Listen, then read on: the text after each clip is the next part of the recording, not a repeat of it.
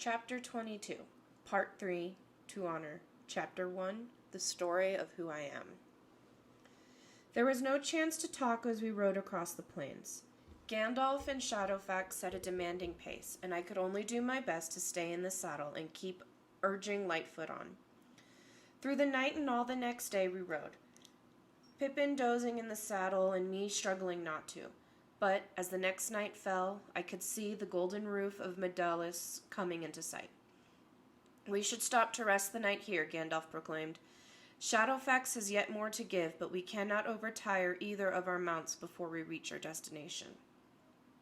Lightfoot was a testament to the fine breeding of Rorik's horses. He was flagging a bit compared to Shadowfax, but he'd covered the distance well, better than I had. My body ached in places I hadn't known could ache. Even my hair seemed to ache. We both dismounted in the stables, Gandalf having to first rouse Pippin, and turned our mounts over to the eager stable boys, surprisingly still awake at this hour. "I'll take your horse, sir," a young boy offered, skidding to a stop in front of me. My words came out choked as I fought a laugh and held out Lightfoot's rein. "Sure, here you go." The whites of his eyes enlarged as he gaped at my face, and his head upturned in shock as he beheld a woman instead of a man. "Excuse me," he murmured, finding his voice. "I didn't realize you were a lady. Why are you dressed like a man?"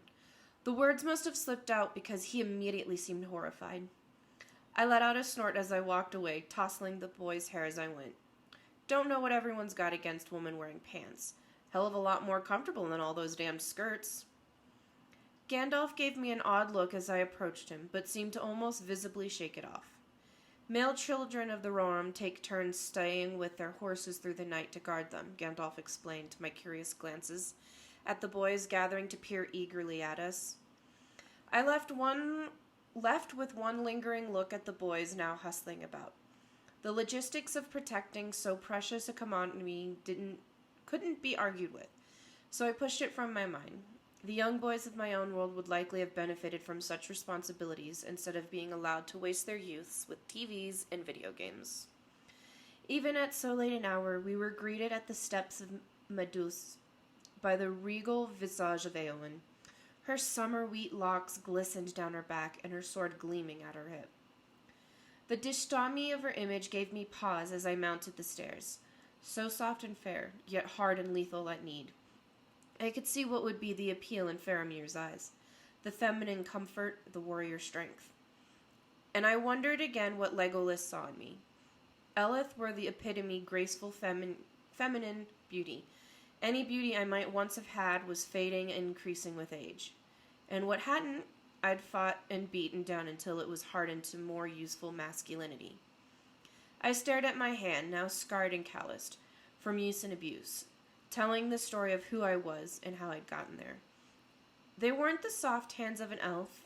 I doubted even so soft as Eowyn's slender appendages. Hers were so soft but capable. Mine were only capable. No softness left in them. No happy balance between the two extremes. "Lady Elena? Elena. Lane? Lane!" As Eowyn repeated my name, I tore my gaze from examining my calloused hands and fingers. "Are you unwell?" she asked, stepping closer and lightly touching my arm. I forced a reassuring smile, tearing my sluggish mind from thoughts I knew I shouldn't dwell on when I was so tired in the first. "Yeah, I'm fine. My mind wanders to strange places when I'm exhausted." Her smile was sympathetic, if a little curious. "Well, I can imagine. Come," she told me gently, guiding me by the arm. "I should imagine you would appreciate some of the cleaner comforts I can offer." I looked down at myself as she led me away from the main hall Gandalf and Pippin were headed down, and let a loud guffaw at the sight of the black and red blood crusted on my clothes. "I guess that's your way of saying I'm filthy in need of a bath." Her cheeks tinged pink. "I had only thought you might enjoy a warm bath before your rest, and to have your clothes laundered before morn." "Relax," I chuckled. "I'm not mad, and I'd love a bath. But I'm not sure there'll be time to wash those clothes. I'm betting Gandalf will want to leave at the crack of dawn." She negated the matter with an elegant swish of her hand. "It's no matter. I shall ask one of the servants to dry the clothes over the fire," she responded. Eowyn soon led me into a Spartan, but elegantly decorated set of rooms. She gestured to a tub behind a partition of screens, obviously freshly filled from the sight of the stream still rising in the cool room. I wouldn't want to intrude on your space, my lady. If you've drawn a bath for yourself, I can find sleep elsewhere. She glanced at the tub and smiled beneficently. Nay, 'twas drawn for your use. When the guards at the gate sent word of your arrival, I ordered it filled. 'Tis the least I can do to atone for the poor hospitality you received upon your last visit. Her guilt was genuine and palpable, even of it wasn't her fault, so I decided to take her offer if it would assuage some of her guilt, though truthfully, I also rarely turned down a chance to get clean. I could carry on for as long as it took in my filthy clothes, but I really did prefer not to. Dropping my bag and weapons one by the wooden chair behind the partition, I then started peeling out of my blood-crusted clothes. One glance over my shoulder as I started removing my tunic revealed Éowyn still waiting near the opening of the partition. I had thought to check the state of the wounds I stitched when you were brought to Ed Doras, she explained. Again, I shrugged. She'd obviously seen me in some state of undress to stitch me up, so I didn't hesitate to finish shimmying out of my clothes and a few of the bandages yet remaining on my arms and sliding into the warm tub. Biting back a groan of near ecstasy as the warm water enveloped my body, I held my arms out for my own inspection. The stitches Éowyn had done were neat and evenly placed, but as I looked at them, I could feel the skin around them begin to itch. If you have some small scissors, I think these stitches are healed well enough to come out now. She came closer and knelt beside the tub, taking my nearest arm and drawing it to her grasp to examine it. Yes, she exclaimed, surprise coloring the word. It will appear these stitches are ready to be removed. I should have hardly thought such wounds would have so swiftly healed. She released my arm and looked me in the face. Are you one of the Dundon to have the ancient Namaron blood in your veins? No, I answered with a gentle shake of my head. But something like that, I guess. Descended from another ancient line that lends a bit of speed to my healing, although nothing like the speed of healing from my Fae ancestors. Even wounds like mine made by pure iron would not have taken so long for a fairy to heal. Of course, further internal damage done by iron would take a fairy longer to heal from than a human would. For flesh wounds like mine would have seemed superficial to them. My own healing was only slightly accelerated from a normal human's, but it had still mostly served me well, only failing me when I was held captive in North Korea, and too badly injured and too starved to expend any energy on accelerated healing. Éowyn left briefly, carrying away my dirty clothes and returning with a small scissors to begin removing the many stitches. I sluiced the water and a cake of soap over myself as Éowyn worked, noticing many of my bruises were shifting to molted colors of sickly yellows and greens, and fighting sleep as I turned my head to the side, letting her remove the stitches from my head as well. I must have dozed off for a few minutes, for the next thing I was aware was Éowyn removing the soapy washcloth from my hand and gingerly shaking me. With a smile of appreciation, I stood and accepted the sheet she held out for me to dry off with. I am in hopes you do not mind sharing my quarters for the night, Lane. The rooming of Meduls is stretched thin with the influx of refugees from the West Fold, while many of the soldiers left in Eredors are sleeping in the Great Hall. I thought you might prefer a night of privacy from the menfolk and a soft bed. Though I have but one to offer, she explained, holding a cotton shift out to me, her eyes fixed steadily on her hands.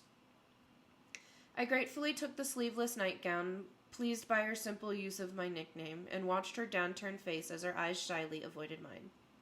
It struck me then how truly young she seemed, though she had been forced to mature early and embrace her place among her people, likely leading and commanding them behind the scenes more than her uncle knew in his decline.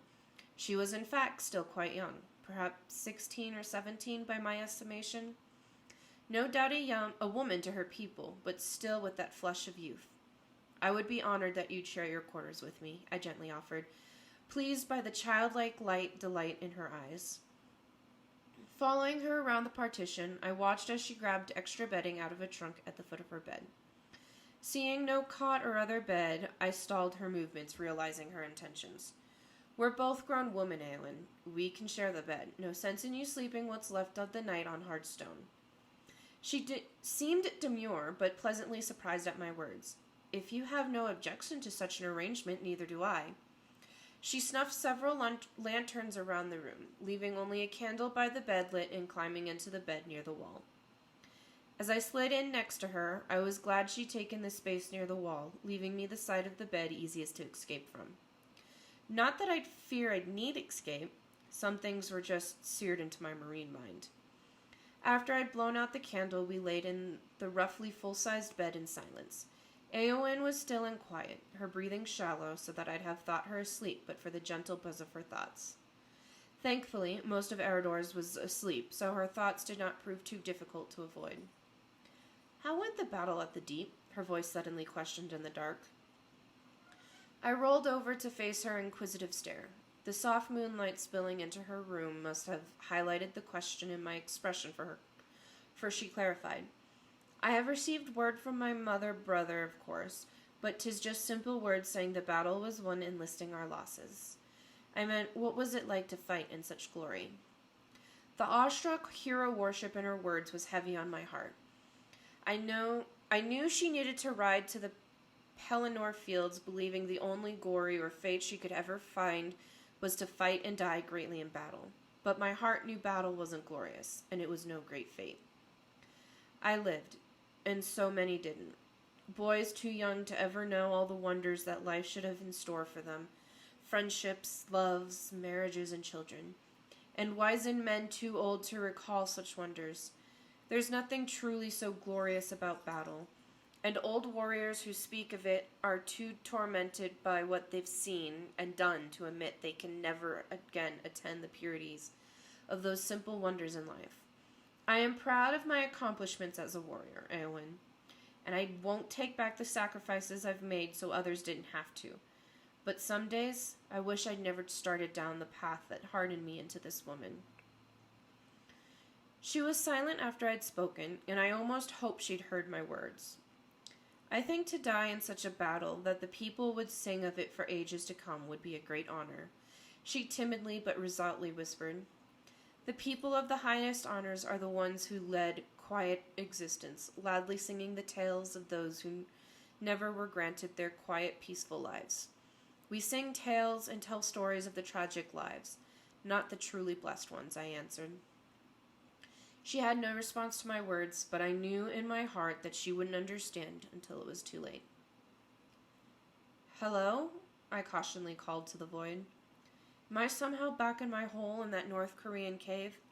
No, there was some residual light there. This is utter darkness. Absolute absence of light. I'd been in a few caves in my youth with absolute darkness like that. So far underground that not the tiniest bit of light penetrated it. It was rare to experience such blackness in my modern world. If it wasn't artificial light brightening the night, it was the moon or stars aiding human sight. But this was rare experience for most. Utter blackness. Yet, this was worse than the utter blackness of those caves.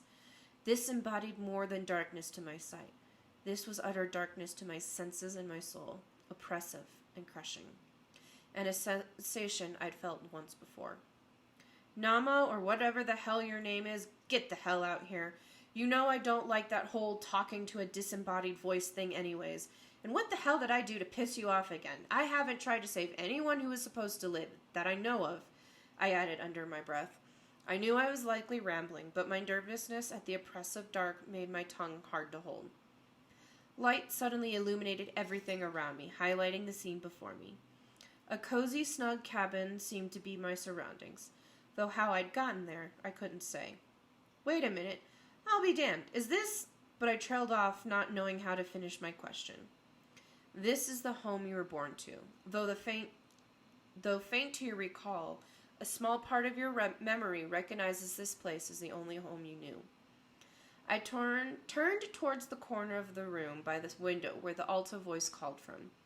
Seated in an old, careworn-looking rocking chair was the figure of a woman, faced away from me and busily bent over something. You're not Naomi.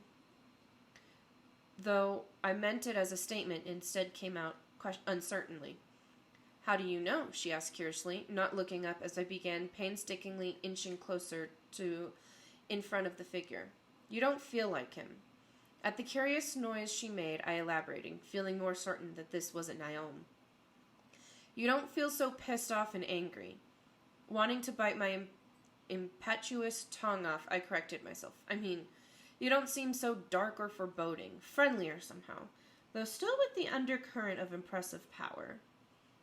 She seemed amused by my assessment, and though I couldn't see the face beneath the dark auburn curls falling over her shoulders, I could see a flash of one corner of her lips curling upwards. "You are bold in your words. I can see why my husband bears a grudging fondness for your plight," she chuckled slowly, her fingers continuing to busily work. I could see now she was seated at something with her hands busily moving yarn or some other kind of thread. "Your husband?" I queried in confusion. "My lord husband," she absently spoke, her hands backing up a weave and restarting, the thread seeming to change colors in her hands as she continued again. "Naom, the lord of the halls of Mandos." "Oh?" I repeated, straining to hide my shock. I didn't remember really reading about the Valar too much, though I had vaguely remembered Mandos. I didn't realize Death was married. My tardy mind finally supplied what she was seated at, a loom. She was weaving something long. Now she did pause to glance up at me. "He is the judge of the dead and master of doom. He is not this death you speak of. He is much more," she patiently explained. "Mon?" I exclaimed, taking a shocked step back. The woman gave a soft smile as her fingers began their dance again, and her eyes returned to her work. "Nay, I am not your lady mother, merely borrowing her form as your mind so chooses." "Then who the hell are you?" I asked, fighting the need to look away from my long-dead mother's visage. "I am Vier, the weaver." She almost carelessly answered as she backtracked to weave before beginning again. "The weaver. I'm guessing you're a Valhalla too, if your husband's one and you're using my mother's image. But why the hell do the Valar need a weaver? You don't have physical bodies, right? So why do you need cloth?" She chuckled lightly again. "You misunderstand my purpose. I weave not cloth, but tapestries. The tapestries of the world, telling its tale." I stood dumbfounded. She was right. I still doubted I understood. She paused and gestured to the mound of cloth sitting on the other side of the loom. The tapestry that she had already finished. This is the past, the tale of Arda as it occurred. She gestured back to the section she was currently working on at the loom. "And this is the present, the tale which is now being written. I am the weaver, the keeper of Arda's tale." I mulled over her words, watching her elegant hands gliding through the threads as she wove them. It was easier watching her hands than watching my mother's face. "So I'm guessing if you're the one recording history and minding fate, you're just as pissed at me as Naom was," I speculated. She laughed again. "Nay, I am not displeased with you. I understand my lord's husband ire at your machinations, but my domain is not his. He worries for the order and procession of these souls destined for his halls, but he does not have the scope of sight that I am granted by my position. None of the other lords or queens of the Valar see things as I. You may not have been meant for this world before, but you have cast your ripples in it now."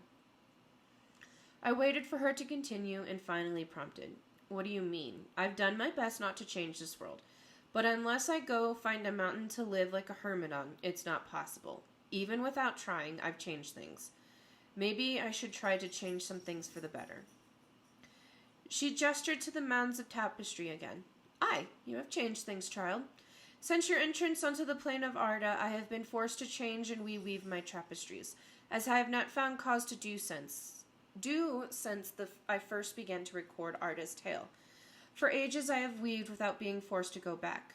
Yet now I find myself often reweaving a tale. If only small pieces of it," she replied. She didn't seem all that upset by my changing things. Her smile was small but wistful, so I began to relax, thinking she understood that perhaps some things should be changed. "Nay, 'tis not what I mean," she replied with a shake of her head, seeming to hear my very thoughts. It is unavoidable to change some of the world's fates by your presence, and perhaps those things were intended to be as they now are. But to set out to purposely change fates in Arda would be a perilous mistake. I stiffened and turned away from my mother's image, standing at the rough-hewn window in the log wall. Seeing the same green hills that this widow had shown in my vague childhood memory. So you are here to give the same warnings and threats Nyamo did. Don't change things or else, I responded. She answered to my back. Heed my advice as you will. But what about the hobbits and the others? I've already changed things by getting close to them and knowing them. Are you saying I can't be with him? She didn't need me to say whom I meant. As I told, I am the Weaver. As such, I see more than the other of the Valdar do. Nalmo spoke truly when he said you were not meant to end the life you were given in our world. You meant to be returned to finish this life in the world you were born to.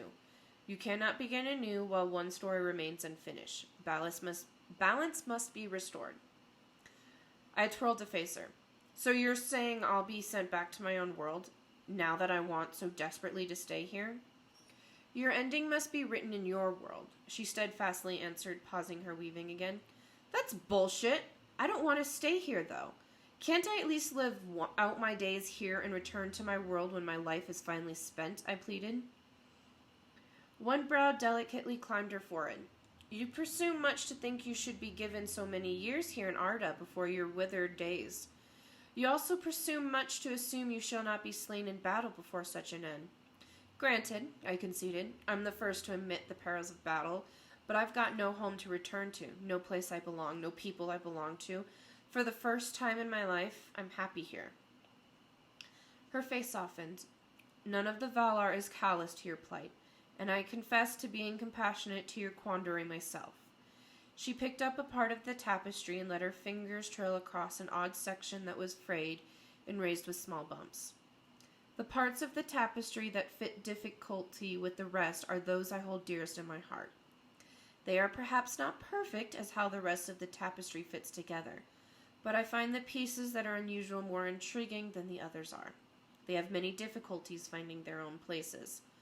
All of the Valar understand this. We are few, while the first and second born are many. They have their own communities and populaces with which they belong. It is as it should be.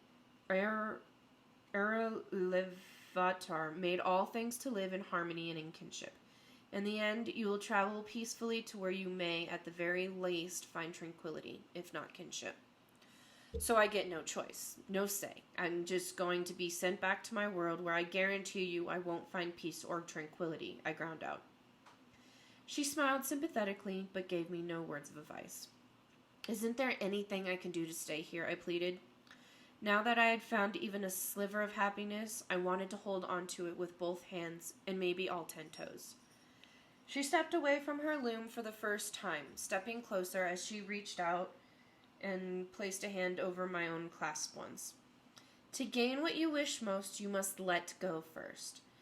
Choices are yet before you to be made. Choices judiciously and may reap the end you so desire. But be forewarned, the words spoken by Arterience, the one you know as the Lady of Loren, were spoken truly. If there be even the faintest of hopes for you to gain your wishes, you must first pass through the flames. Her smile turned sad as her other hand reached to lightly touch my cheek with her fingertips. I will not lie. I do not wish to see you so suffer in such a choice. When the time comes for you to be returned to your own world, I pray you choose to remain happy in your own world. Do not choose the path through flames. You can be as you were before in your world. You can be satisfied and help the humans there. She bent forward and gently kissed my cheek, whispering against my skin. Choose well, Elena Rowan of Logwell. And then darkness descended once more. I awoke to nearly blackness, yet I knew it wasn't the utter dark that I just emerged from in my sleep. I also knew, despite Vear's words, I could never return to my world and again settle for my satisfactory life. I'd tasted such sweetness here, and like the moth to the flame, I would stay to keep dancing with the magnificent warmth and light, even at the cost of my downfall. Moths knew the secret. The reward of that dance was worth the price of destruction. It was not yet even brightening to a gray sky yet, but I doubted I'd sleep any longer, and I knew Gandalf would want to leave as soon as the sky was showing any hint of light. I glanced to Eowyn laying on my right side, and was surprised by how closely she'd moved as I'd slept. She'd curled into me, her face pressed against my shoulder, and her hands wrapped around my upper arm. She looked even younger than she had before, and I imagined many young children wrapped around their mother's arms like this as they slept. But, like me, Eowyn had lost her mother at such an early age, and like me, I doubted she'd ever had anyone to replace her mother in simple matters like offering a comfort touch or presence. It was a simple thing that men did not understand a child's need of, though I was certain Theoden had done the best he could in raising his sister's children. Moving with care, I pulled my arm out of Eowyn's embrace and slid from the bed. My clothes were miraculously clean and dry on a table just inside the door, so I slid into those clothes again, rather than dirty or stain the extra shirt or pants in my pack. Eowyn never moved or woke as I quietly changed and again donned my weapons and cloak. Even as I carefully closed her bedroom door, she never twitched.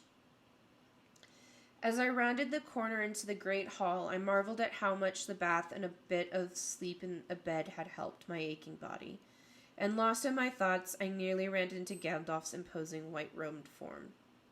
"You are awake, that is well. We should be off. We have yet much ground to cover," Gandalf whispered, his voice low in consideration of those still sleeping in the great hall. I shrugged. "Sure, I'm ready to be off." Gandalf turned, and I glimpsed Pippin's trudging form following behind him. Tousling his hair, I pulled him close as he rubbed his eyes and whispered to him, "Still tired, huh? Well, it's going to be a long ride yet. Best get what sleep you can while we ride." "Don't understand why we have to go so early," Pippin grumbled. I laughed softly. "It's the best time to leave for a trip, Pip, before everyone's awake to slow you down by trying to talk to you and get in your way." Pippin continued grumbling as we made our way back out to the stables. "Stop your belly-aching, young Peregrine Took. It was your own actions that brought you here," Gandalf impinged gruffly as we entered the stables, causing the boys there to spring up at our unexpected entrance. "Geez, Gandalf, lighten up. Pip's just tired and not used to this kind of hard traveling. If he wants to grumble a little, let him." The wizard turned and rounded on me. "It is by your own actions that you are here as well. You should not be here any more than the young hobbit. Do not speak out of turn." Gandalf bypassed the young boy, trying to hustle into Shadowfax's stall, and I did likewise, stepping into Lightfoot's stall to ready him myself, rather than leaving him to one of the boys to saddle. "I'm getting sick and tired of the high and mighty of Middle-earth constantly running around telling me what I should and shouldn't do and where I should and shouldn't be. Think because they're a wizard and some high mighty Vala they automatically know everything," I grumbled as I finished pulling my cinch tight. "Vala?" Gandalf repeated behind me. "What is this talk of the Valar?" I twirled to face him. "Damn wizards," I gasped. "Having to put a bell on you is going to keep sneaking around like that." One white brow arched. "The Valar?" he prompted. I turned back to my horse again and fastened my pack across the front swells of the war saddle on Lightfoot's back, and slipping his bridle on. The seat of the saddle was overlarge, made for Rohirrim men in armor, so more than large enough to accommodate my pack and myself. Yeah, damn Valar keep butting into my mind when I'm sleeping or knocked out, and telling me what I can and can't do. And what's with them waiting until I'm asleep or knocked out to waltz around in my mind? I questioned, turning to face the wizard again, leading Lightfoot forward with rein in hand. Gandalf looked surprised at my question.